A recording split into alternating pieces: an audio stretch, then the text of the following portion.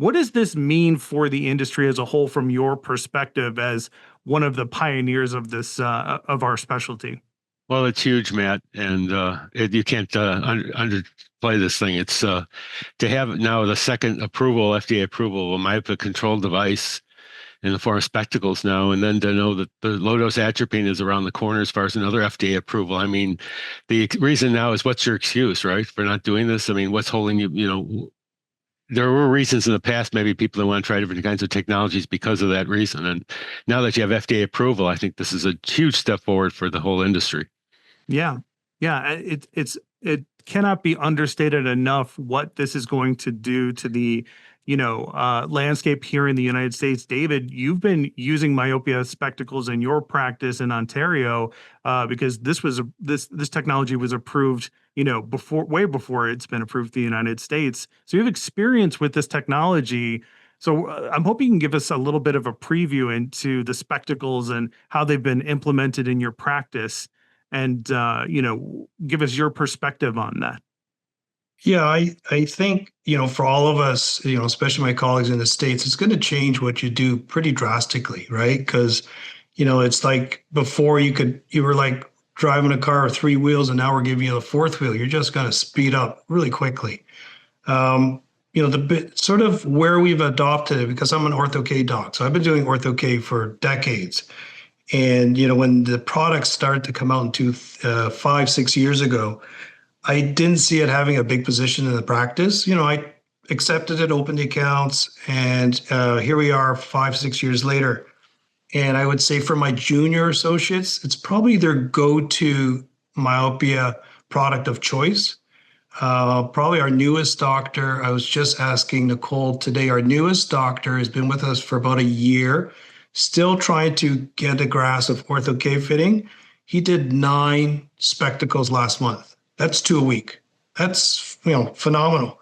So here we have a junior doc that might not be well-versed in ortho-K, but as soon as they start working, they're off to the races. They can do myopia management right away. So it just lowers that barrier for all practitioners. And I think a lot of my colleagues, they're kind of afraid of ortho-K. Again, this eliminates the excuse. You can start right away with ophthalmic lenses. Yeah. Yeah, this is a great point. And Tiffany, you're an established orthokeratologist. If I remember correctly, it's your bread and butter, treatment modality.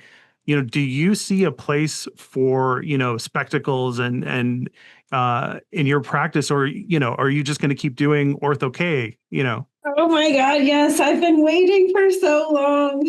I've been telling patients, well, you could go to China, you can go to Canada. I have some friends in Canada. So, there's a place for all of them, and I don't think there's any one treatment that's right for every patient. So I love ortho-K. I love the freedom it gives kids. I love them to be able to have the flexibility and not be so stuck in glasses.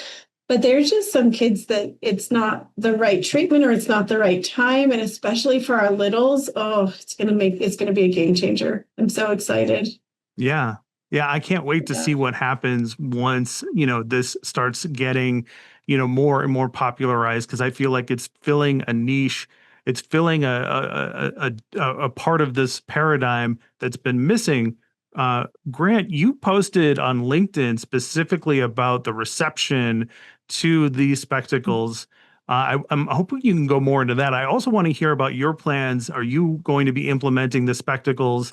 What is that going to look like? And tell us about why you wrote the post. Because it was kind of like hey, we should accept this technology, because whatever helps the patient, we should be in favor of. And that's what matters at the end of the day. It's not about, my success, how much money I make. It's cool to make money, but, we're talking about one of the biggest organizations that is around eye care. And so when you come from an awareness standpoint, they have their hand everywhere. And so one of our biggest challenges is we say, hey, we want to do this. And they're like, huh, what is this? And so if we can build those steps up and get more kids in treatment, then, we have less 28 millimeter axial length patients like me. Kids don't deserve that. They need to be treated as soon as possible. And this is potentially easier than what we've had before. Mm-hmm. And is there hesitation from, I know there's an old guard when it comes to myopia management. or specifically Ortho K, it should be the only treatment modality. I've seen it online. You see a post on Facebook or on LinkedIn or other social media where somebody says, "Hey, I've never done myopia management before, but I have a patient. I think my site would be a great treatment option," and they're almost shouted down by some of the old guard about, no, you should be doing Ortho K and only Ortho K. So I'm going to open this up to the panel. How well do we think that this is going to be received? Because realistically, you're looking at a new option for doctors who are intimidated by Ortho K or other options in the past. But why is there such a resistance to, because we're kind of widening the spotlight of options, right? So I'll open this up to whoever wants to jump in first. Where does this resistance come from? I think this is old. I mean, I've run across this back in the day in my own practice, and it's fitting kids with contact lenses. I think there's still doctors out there today. Back in the 80s, there certainly were a lot of doctors out there who were questioning the efficacy to fit kids with contact lenses, period, just because of the risk factors that are involved with contact lens wear among the little kids. So I think that the MySight and Ortho K have this problem because there's doctors out there who won't fit kids. And it's understandable, to a degree, if you think about it from some angles, that there is more risk definitely than wearing glasses to this thing. And, our argument in the past has always been that, there may be risks to wearing contact lenses, but it's a lower risk than watching a child progressively get worse, with their myopia. So you balance that out. Now they have glasses where they can actually lower that risk immediately and they don't have to have that concern again. So I think in my opinion, I think part of it dates from the fact that a lot of doctors just refuse to fit kids with contacts. Mm-hmm. Yeah, and they're going to be more open to the spectacles. Go ahead, Tiffany.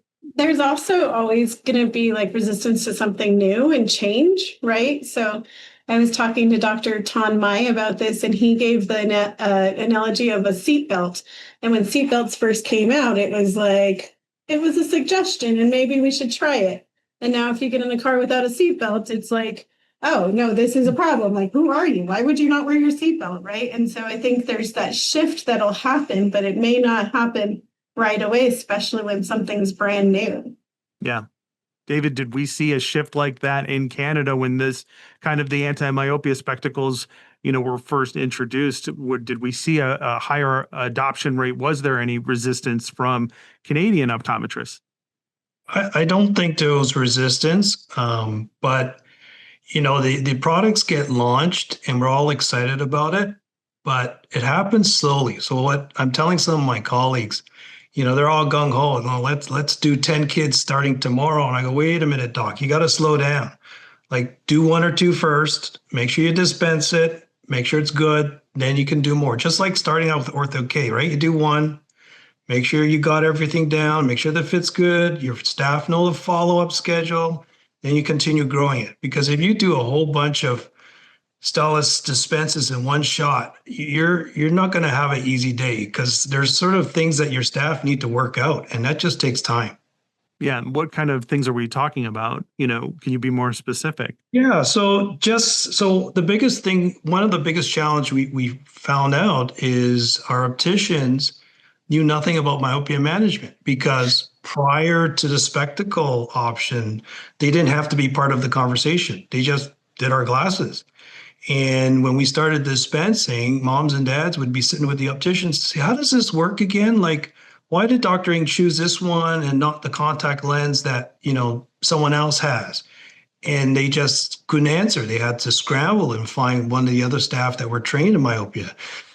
So that was a wake-up call for us. We had to get the opticians up and running very, very quickly. And, just so they were proficient in answering questions. And just all the little things, like getting your dispensary ready. Prior to this, I might have had 20, 25 pediatric frames, and they were kind of here and there. Now you need a big repertoire of frames. You need frames that fit small heads, no bridges. They have to be kind of indestructible. There's lines out there that are really, really good. Many of them have straps or adapters around the ear, just so they stay centered on those faces, those tiny little faces. That's going to be a big challenge. It's just a lot of things you're going to have to work through with your office. How are you going to do Warranties. Esler doesn't even know what the warranty is going to be in the United States. I'll tell you, in Canada, they didn't know in the beginning either, and they came out with 12 months, and then now I think they're up to 15 months because of other competitors.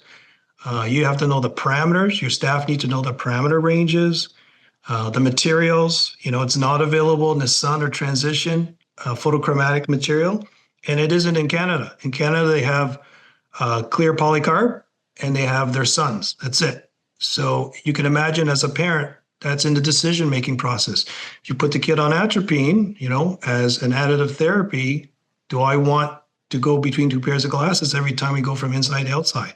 So there's a lot of these little things that I think you'll pick up. Like, I mean, a year or 2 years from now, what I tell you is going to be like, oh yeah, we all know that. If you're interested in getting the rest of the episode, consider becoming a paid supporter of the Myopia Mindset. In addition to an extended version of this episode and every other episode that we do, you'll also get access to exclusive monthly bonus episodes of the Myopia Mindset. And I know you're interested. You've made it this far. You can do so on our Substack, myopiamindset.substack.com. I'll see you at the next one.